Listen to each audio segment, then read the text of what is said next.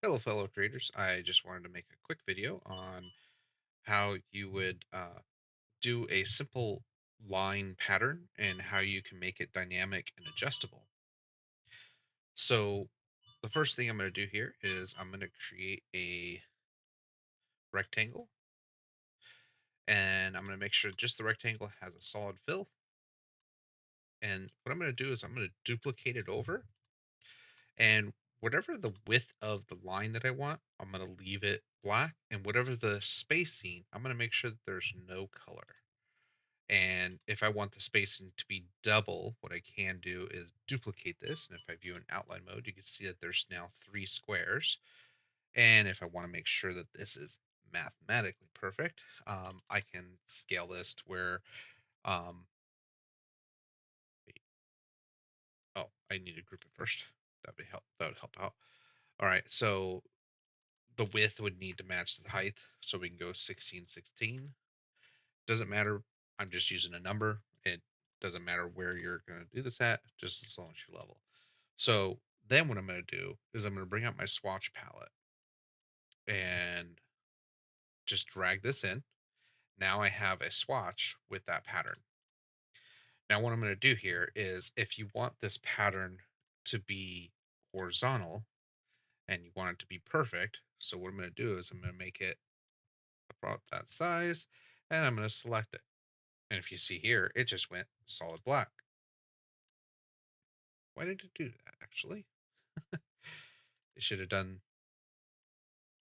Oh, okay. So no big deal.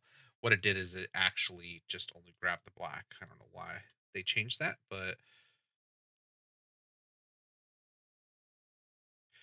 so I'm going to copy it and I'm going to do the same thing where it's just black. And then I'm going to do height and width 1616. And what I'm going to do is duplicate this over again. And we're going to make sure that this is in the right area. I'm going to delete that. So in the pattern editor, I have a solid and then 2 empties.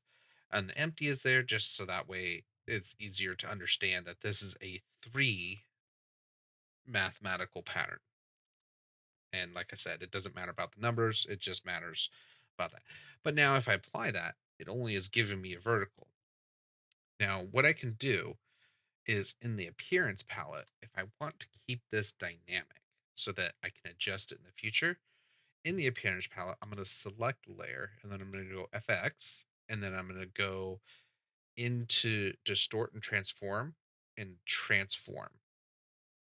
But in this transform palette, before I do anything, I'm going to make sure scale stroke and effects and scale object or an object is turned off. Now in here, I can change the direction of the pattern. And because this is dynamic, I can actually come back in here and go, hey, you know what? I don't like that. So now, if I wanted to come back in after I've clicked out, I can just click the little word transform and I can come in here and adjust the pattern. Now, if I wanted to adjust the color, I select the fill layer and then I go up to recolor. I'm going to hit dismiss on that because I want the standard recolor. Okay, then I'm going to bring this panel over and I'm going to go to advanced. And then because I used black, I'm going to hit the little arrow over and I'm going to double click. Actually, first, we're going to go back out because I missed one step. I want to pull out my swatches again, and then I'm going to turn this red color. Oops, I actually applied it because I had it selected. Come on, undo, deselect. Okay, double click on the red here. I'm going to turn this to global and I'm going to do X1 because this, I would name the color of what I want to name it. But for this case, I'm just going to name it X1. And then we're going to go back into this and hit recolor. So that way, oop, mouse keeps doing that too. Sorry, my mouse keeps losing connection. I have a new one on order. My clicker has wore out.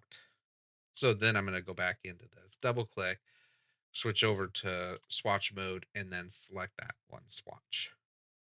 Now, this is what I meant by now it's even more dynamic. So my color 1 is going to be wherever that color is. If I wanted to change that color, let's say to the yellow, I just have to simply drag the yellow and hold Alt or Option down on the keyboard and drag it over my red. And now any color I drag into X1 will update. And I can actually double click on X1 and change it manually.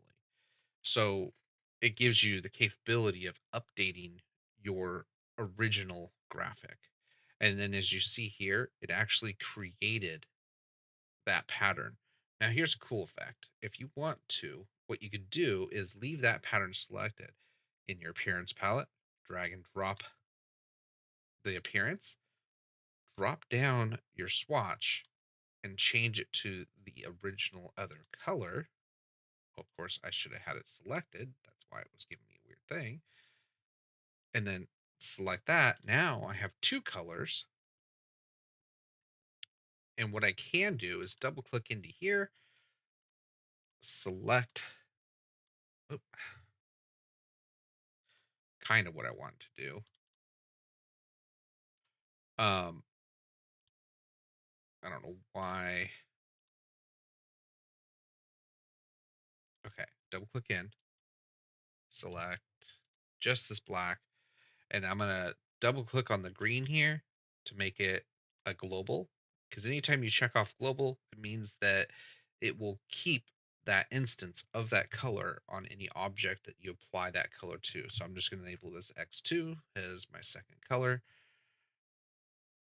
and double click out. So now I have two colors. So now if I wanted this green to be purple, I can simply just drag in the purple to it. Now, somehow it did it. I didn't have to do anything to it. But if you wanted to control how this pattern was, you just hit in the transform. And then what you can do is move or rotate on this transform. So you can move the pattern. I don't know why it moved on its own. I didn't move anything. I must have somehow.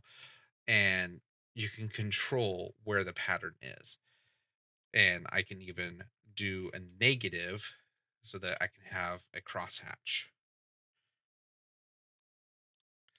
But now they're dynamic to where I can completely edit them. If I want to edit the actual pattern, let's say in this one, I want there to be a 4 spaced one. So what I can do is divide this out by 4. So what I want to do is copy that, paste it there, and then I just simply just bring this scaled in that. Oh, it's doing some funky things. Shouldn't have moved.